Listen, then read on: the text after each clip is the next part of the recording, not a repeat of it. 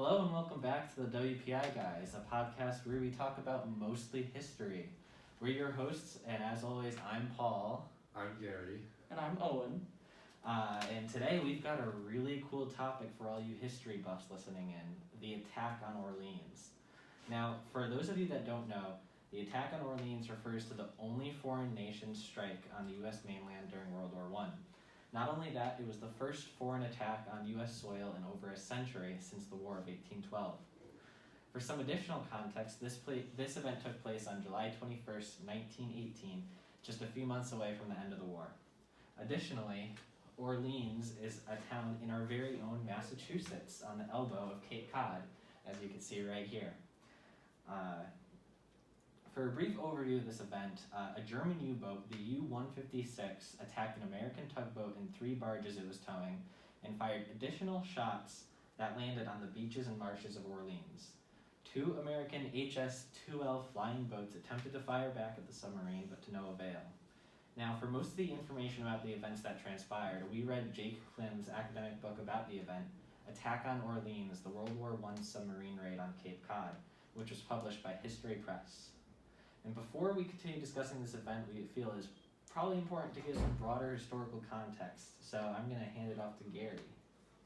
So, for broader context as to the German U-boats attacks, during World War I, the main purpose of the U-boats that Germany used was to stop the British from receiving supplies from allied nations, such as other parts of the British Empire or Canada. Since the British had set up a blockade around Germany with their naval vessels, the U-boats were Germany's most important weapons if they were going to outlast that British blockade. The U-boats were primarily used to sink Allied supply ships, but that later changed following an order from German Kaiser Wilhelm II, which stated that the U-boats were to sink any Allied and or neutral ships in the oceanic zone surrounding the British Empire. Prior to this order, however, there were instances of non-merchant ships being sunk by German U-boats, such as the Lusitania in May of 1915. This resulted in 1,198 deaths, which 128 of those being American. These attacks where there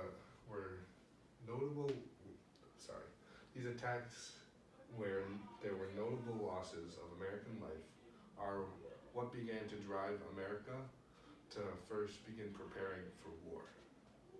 Yeah, I think it's shocking that Germany didn't think that, hey, if we just attack a bunch of civilian ships, the U.S. won't declare war, right? Yeah. You know, the U.S. declaring war was pretty important to the Allies winning World War I. And like Gary discussed, these attacks were a driving force for the United States to enter the war. In 1917, former President Taft gave an address discussing why the U.S. entered the Great War. One of the reasons Taft gave was about the clear violation of Germany sinking any and all Allied and neutral ships surrounding the British Empire. Here's a quote from Taft's address.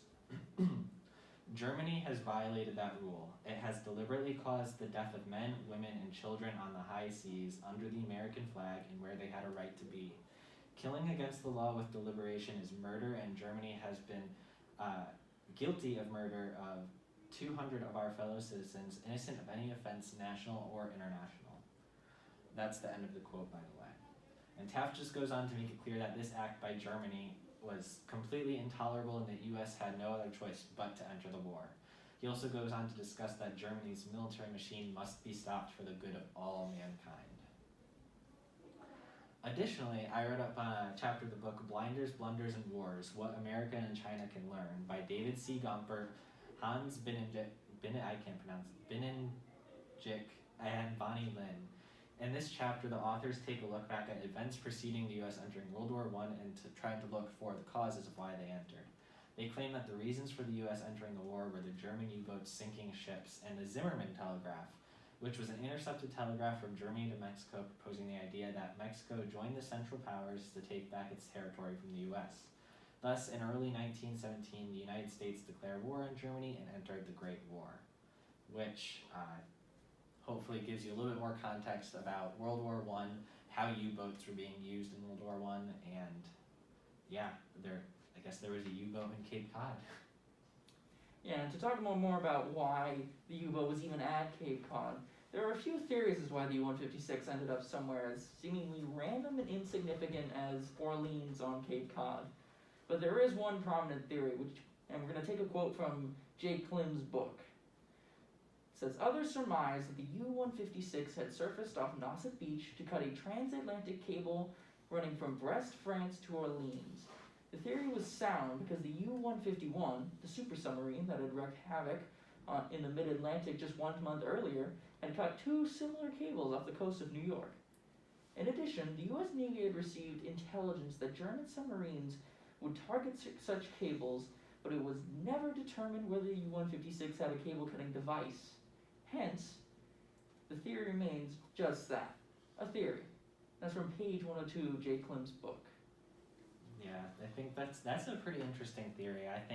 Although we can't confirm whether or not that was true, I think it's definitely a good theory as to why the U-boat was even in Orleans in the first place. Mm-hmm. Yeah, not really tactical area that you might want to attack. No. Cutting the transatlantic cables was really kind of their smartest move, especially because they were trying to kind of starve Britain from receiving those resources, and if they didn't have communication, they're not getting those resources. But I also want to take a quick moment to show you guys some of the headlines that were posted in newspapers after this event. Shelled by submarine off coast of Cape Cod. U-boat sinks barges with shell fire 3 miles off the Cape Cod shore. It says women and children flee craft in lifeboats and are landed on beach while missiles scream overhead. These are just some pictures of some of the survivors of that attack landing on the beach. And additionally, this is, Owen, do you want to talk about what this is? Yeah, so there's a small little plaque. There's a few of these around, but this one is from, I believe, Nauset Beach, and it's just detailing, giving a little bit of context and a little bit of information in case anybody doesn't know, which, to be fair, not many people know. Just to give a little context about this event from Cape Cod, it's 3 miles of Nauset. 3 miles offshore, in the direction of the arrow, was the scene of an attack of a German submarine on the tug and barges July 21st, 1918. Several shells struck the beach as the only section of the United States coast shelled by the enemy during World War I. Yeah, I've been going to Cape Cod all my life. I've been to Nauset Beach several times. I had no idea that this was that, in 1918, people were looking off that beach as pretty much there was a small battle going on as the German U-boat was firing off. I had no idea. I lived there and I didn't know about this until a few years ago. Yeah, it's crazy interesting, and I can't believe it's not more well known. Yeah. The only attack on the mainland in World War I was on this random beach in Cape Cod. Yeah, Cape Cod. Yeah. Yeah, just to give some as we said, there was people looking out who saw this event take place, and here I found an interview years after the attack of a man named Reuben Hopkins, who was a 22-year-old Coast Guardsman when the attack actually occurred, and he was stationed in a watch post. So he basically, as he describes it, kind of got almost a front row seat to the battle. And he had been on that day, July 21st, he had been awoken by the sound of a torpedo explosion, and upon investigating found that there was a German U-boat in the waters just off the coast. And then he goes on to recall the U-boat firing on the barges and tugboat with their railgun, which had lots of shells, as it was reported almost 1,600 shells, I believe, were fired. The boat, after its first initial attack, the boat retreated briefly for a few minutes, but then resurfaced and continued attacking on the barges and tugboat. And Ron Peterson, chairman of the Orleans Historical Commission, states that the believed mission of the German U-boat 156 was to destroy a cable station and cut transatlantic communication. And the most interesting part of this account is how the counterattack unfolded. While Hopkins reported seeing no bombs dropped by responding planes. Peterson says that there were multiple bombs dropped, yet none of them actually exploded. It was even said that one bomb was dropped by hand by someone riding on the wing of one of the planes. But still, none of them exploded, and the original plane that attacked first, their bomb dropping system did not work. So it was almost a fright tactic at the beginning. Yeah, and just to talk a little bit more about the U.S. attempting to fight back, it's actually a really interesting story that, like Gary mentioned, someone had to try dropping the bomb by hand. One of the planes, they're called flying boats, attempted a couple bombing runs on the submarine. The first two failed, and they also just, these were pretty fearless pilots. They were flying much lower than they should have to drop the bombs. And on their third and final attempt, the mechanic, his name Howard, actually climbed out of the cockpit and physically, just with his hands, detached the bomb so it could drop. And it was nearly a perfect aim. It only landed a few feet away from the submarine. However, it did not detonate, which was why the U-boat was able to escape. Yeah, I mean, the U-156 was mostly lucky, especially with that one, to escape unscathed from Cape Cod, but its luck would run out about 2 months after this, or so we presume. The U-156 was believed to have been struck by a mine in the North Sea around September 25th, 1918. It had sent a report detailing its planned route through the North Sea a little bit prior to this, which had been intercepted by British intelligence. In the 2 months between the attack on Orleans and its presumed time of demise, the U-156 had made its way north up the United States and then Canadian coast before attempting to pass through the North Sea. However, there has been no wreckage of the U-156 found. We can only presume the time of its demise due to the previously mentioned communication being the U-boat's last, and it did not report in after that. It was dead silent. So that's pretty interesting.